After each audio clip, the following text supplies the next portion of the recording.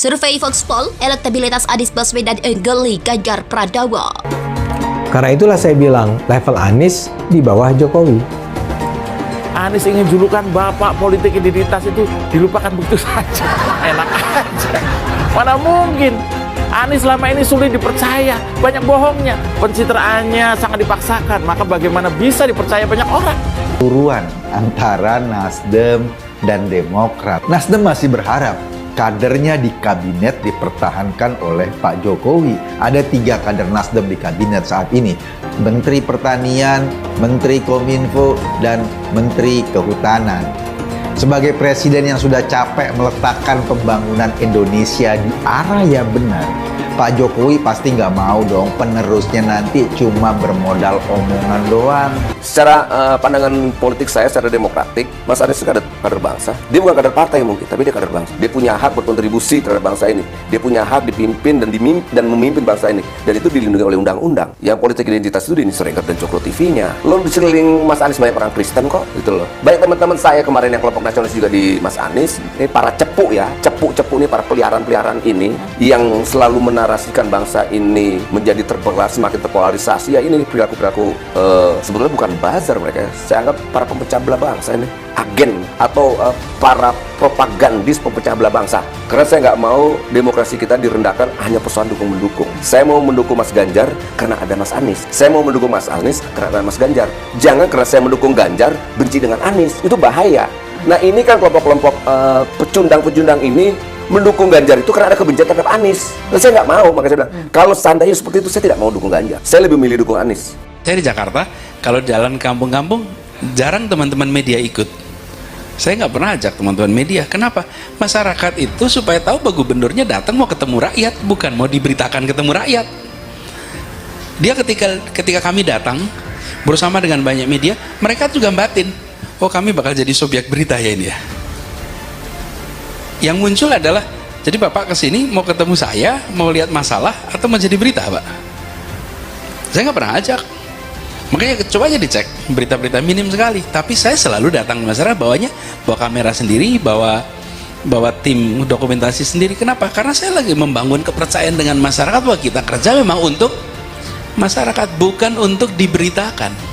Nanti buahnya itu di ujung.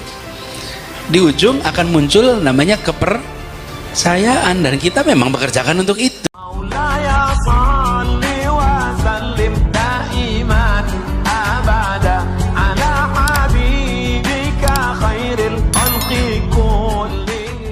Survei Voxpol, elektabilitas Anies Baswedan ungguli Ganjar Pranowo. Survei Voxpol, Center Research and Consulting menunjukkan elektabilitas mantan Gubernur DKI Jakarta Anies Rashid Baswedan sebagai calon presiden mengalahkan Gubernur Jawa Tengah Ganjar Pranowo. Voxpol menggelar survei terhadap 1.220 responden selama 22 Oktober sampai 7 November.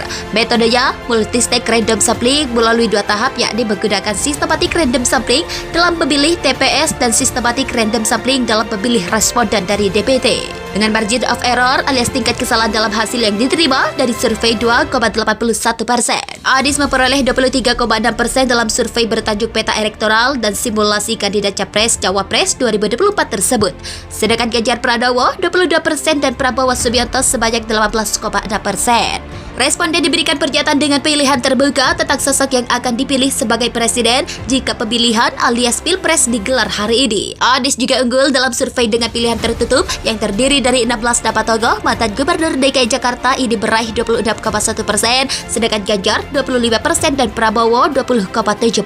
Saat diberikan 3 pilihan nama sebanyak 33,2% juga memilih Anies, sedangkan Ganjar 32,2% dan Prabowo 28,9%. Kemudian Voxpol memberikan 3 pilihan nama dengan Ganjar diganti oleh Puan Maharani. Hasilnya Anies unggul dengan 40,1%, lalu Prabowo 38,6% dan Puan 7,5%.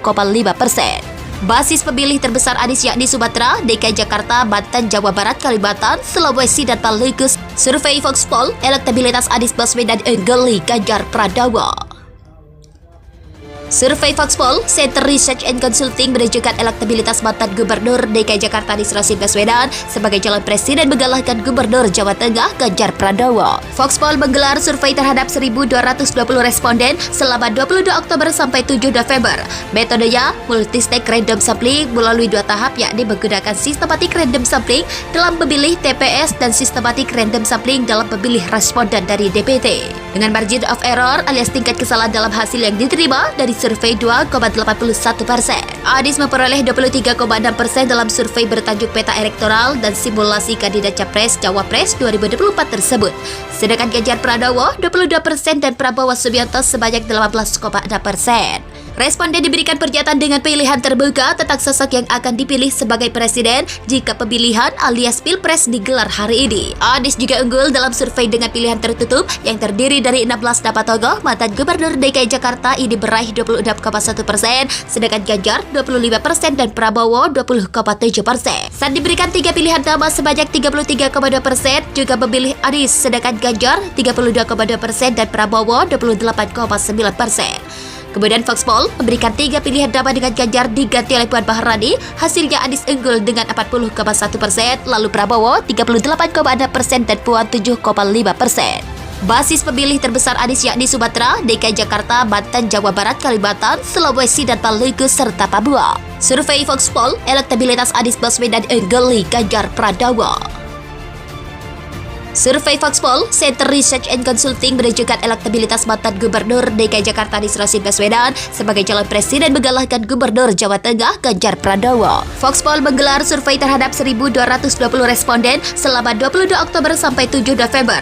Metodenya multi-stage random sampling melalui 2 tahap, yakni menggunakan sistematik random sampling dalam memilih TPS dan sistematik random sampling dalam memilih responden dari DPT. Dengan margin of error alias tingkat kesalahan dalam hasil yang diterima dari survei 2,81%. Anies memperoleh 23,6% dalam survei bertajuk Peta Elektoral dan Simulasi Kandidat Capres Cawapres 2024 tersebut.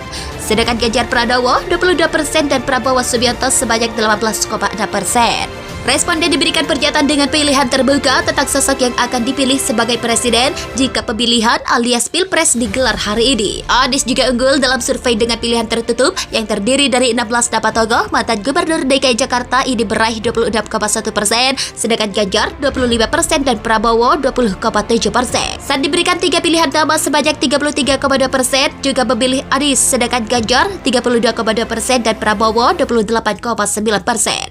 Kemudian Foxpol memberikan 3 pilihan nama dengan Ganjar diganti oleh Puan Maharani. Hasilnya Anies unggul dengan 40,1%, lalu Prabowo 38,6% dan Puan 7,5%.